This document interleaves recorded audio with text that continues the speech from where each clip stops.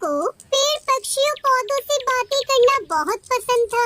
एक दिन जब वो अपने जंगल के पीछे वाले बगीचे में नीम के पेड़ से बातें कर वापस आ रही थी, तभी उसे रास्ते में उसको रानो चिड़िया मिल गई, जो उसके कॉलेज में उसके साथ पढ़ती थी। अरे टुनटुनी, तू कहाँ चली गई थी? मैं कब से तुझे ढूंढ रही थी। कल मेरा बर्थडे है, सबको आना है और हमने एक लोक संगीत का प्रोग्राम भी रखा है। तू लहंगा ही पहन कर आना, सब मिलकर डांस करेंगे, बड़ा मजा आएगा। मैं नहीं आ पाऊंगी, तू जानती है ना कि हम लोग कितने गरीब हैं। मैंने तो आज तक कभी ढंग के कपड़े भी नहीं पहने, फिर मैं लहंगा कहाँ से पहनूंगी। नहीं टुनटुनी, जो भी हो मुझे कुछ नहीं सुनना, तुझे आना ही होगा। तेरे बिना प्रोग्राम में मजा नहीं आएगा। उसके बाद दोनों अपने घोंसले में चली जाती है। वहाँ टुनटुनी चिड़िया की माँ टूनी चिड़िया सेठ के घोंसले में खाना बनाने के लिए जाने के लिए तैयार खड़ी थी, लेकिन टुनटुनी चिड़िया का फूला हुआ मुंह देखकर वो उससे बोलती है, अरे अब तू लहंगे की बात लेकर क्यों बैठ गई? मैं सेठ जी के घोंसले में खाना बनाकर किसी तरीके से घर अकेले चला रही हूँ। किसी तरह तुझे कॉलेज भेज पा रही हूँ। तेरे बापू बीमार पड़े हैं, हमारे पास इतने पैसे कहाँ से आएंगे? मैं काम पर जा रही हूँ और रास्ते में अगर मुझे कोई सस्ता सा लहंगा मिलेगा तो देख लूंगी, फिर मैं तेरे लिए ले लूंगी। माँ, सचमुच तुम लहंगा मुझे दिलवाओगी ना? हाँ ठीक है, दिला दूंगी, लेकिन पहले तू अपने आंसू पोंछ ले।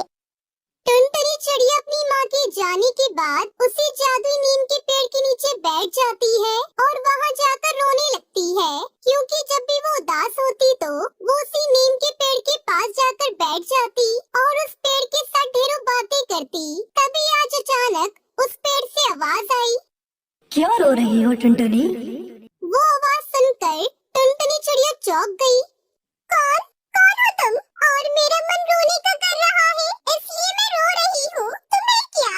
मैं अपने दुख में रो भी नहीं सकती। रोने से कुछ नहीं होगा, तुम समस्या बताओ क्या है, शायद मैं उसे दूर कर सकूं। तुम क्या मेरी समस्या का हल कर पाओगे? तुम तो हिल भी नहीं सकते। लेकिन मैं तुम्हारी मदद कर सकता हूँ, क्योंकि मैं जादुई पेड़ हूँ और मुझे तुम्हारी मदद करके बहुत अच्छा लगेगा।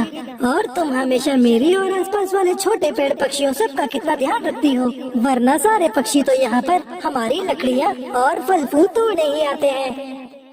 फिर टुनटुनी चिड़िया उस पेड़ को अपनी उदासी का कारण बताती है। अच्छा, तो मैं चलती हूँ। टुनटुनी चिड़िया अपने घर पहुँच गई। तभी उसे एहसास हुआ कि उसके दरवाजे पर किसी की आहट हुई है। उसने दरवाजा खोला तो बाहर देखा 2 पैकेट रखे हैं। ये क्या है? खोल कर देखती हूँ, क्या है इसके अंदर?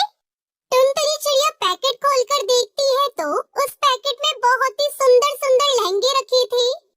लगता है ये लहंगे माँ रखकर जल्दी में चली गई। अभी तो बोल रही थी कि एक भी लहंगा नहीं दिलवा पाऊंगी और अब 2 लहंगे दिलवा दिए। जब शाम को उसकी माँ घर वापस आई तो टुनटुनी चिड़िया ने अपने लहंगे दिखाए और कहा, माँ, तुमने मेरे लिए कितने सुंदर लहंगे खरीदे हैं। थैंक यू सो मच माँ। अच्छा बेटा, पर ये तो मैंने नहीं खरीदा। और तुम्हें किसने दिया? ये कहाँ से मिला? ओ माँ, कोई बात नहीं, लहंगे तो बहुत सुंदर है।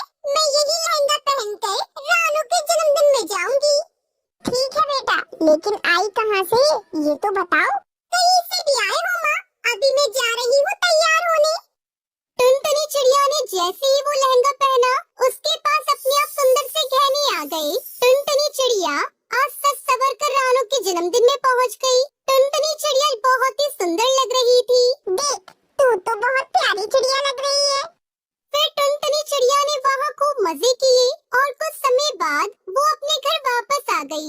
दूसरे ही दिन वो सुबह सुबह जंगल के पीछे वाले बगीचे में वही जादुई नीम के पेड़ के पास गई और बोली, अरे दोस्त, मैं समझ गई कि वो लहंगे तुम्ही ने दिए हैं। तुम बहुत अच्छे हो।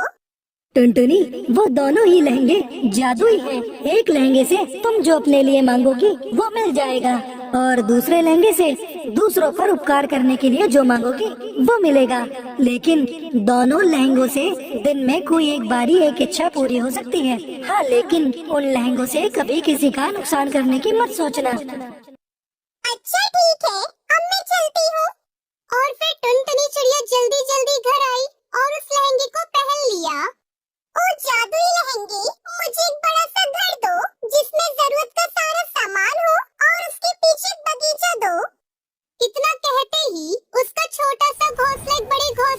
बदल जाता है और घोंसले के पीछे खूबसूरत सा एक बगीचा भी था, जहाँ पर ढेरों रंग बिरंगे पशु पक्षी भी थे। और फिर शाम को उसकी माँ घर आती है। फिर टुनटुनी चिड़िया उससे कहती है, अरे माँ देखो, अब हमारे पास कितना बड़ा घर हो गया है और हमारे पास एक बहुत खूबसूरत बगीचा भी है। चलो बगीचे में चलते हैं। लेकिन ये सब हुआ कैसे? इतना बड़ा घोंसला, इतना सारा सामान, इतना खूबसूरत बगीचा, ये सब अचानक कहाँ से आया? माँ, मैंने जो लहंगा पहना है ना, वो जादुई है। मैं बगीचे में जिस पेड़ के नीचे बैठती हूँ, उस पेड़ ने ही मुझे सब दिया है। अच्छा, ये तो चमत्कार हो गया बेटी। माँ, ये जादुई लहंगा है। इस लहंगे से पूरे दिन में कोई भी एक इच्छा पूरी करवाई जा सकती है। दोनों उस दिन बहुत खुश थे। टुनटुनी चिड़िया बगीचे में जाकर पशु पक्षी पेड़ पौधों की अच्छे से देखभाल करने लगी। अगले ही दिन टुनटुनी चिड़िया उस जादुई लहंगे को पहनकर बोलती है, हे जादुई लहंगे, मेरे बापू को बिल्कुल ठीक कर दो। टुनटुनी चिड़िया कितना कहते ही उसके पिता कालू कौआ बिस्तर से उठ गए। सब बहुत खुश थे। आज फिर से टुनटुनी चिड़िया अपने पास वाले बगीचे में गई तो उसने वहाँ जाकर देखा कि उस जादुई नीम के पेड़ को कुछ पक्षी काट रहे थे। तभी तेजी से उड़कर टुनटुनी चिड़िया उस नीम के पेड़ से लिपट गई और बोली, नहीं नहीं, इस पेड़ को मत काटो। ये आप लोग क्या कर रहे हो? आप लोग इस पेड़ को ऐसे नहीं काट सकते। ए चिड़िया, हट यहाँ से, वरना तेरी गर्दन भी नी कुल्हाड़ियों से काट देंगे। टुनटुनी चिड़िया वहाँ से हट गई और उड़ती हुई अपने घर गई। उसने जादुई लहंगा पहना और कहा, ए जादुई लहंगे, नीम के पेड़ को बचा लो और उसे मेरे बगीचे में लगा दो, वरना वो पक्षी उसे काट देंगे और उसकी लकड़ियाँ बेच देंगे। तभी टुनटुनी चिड़िया को कोई आवाज आई। वो भागकर अपने बगीचे में गई तो देखा कि वो पेड़ उसी बगीचे में खड़ा था और वो पेड़ काटने वाले पक्षी अपनी कुल्हाड़ी लेकर पेड़ पर लटके हुए थे और जोर जोर से चिल्ला रहे थे, बचाओ बचाओ, हमें इस पेड़ से बचाओ, पता नहीं किसने हमें लटका दिया। अरे कोई तो उतारो हमें, बचाओ। तभी टुनटुनी चिड़िया बोलती है, तुम्हें कोई नहीं बचाएगा। तुम लोग तब तक वहीं लटके रहोगे जब तक तुम्हारी अकल ठिकाने नहीं आ जाएगी।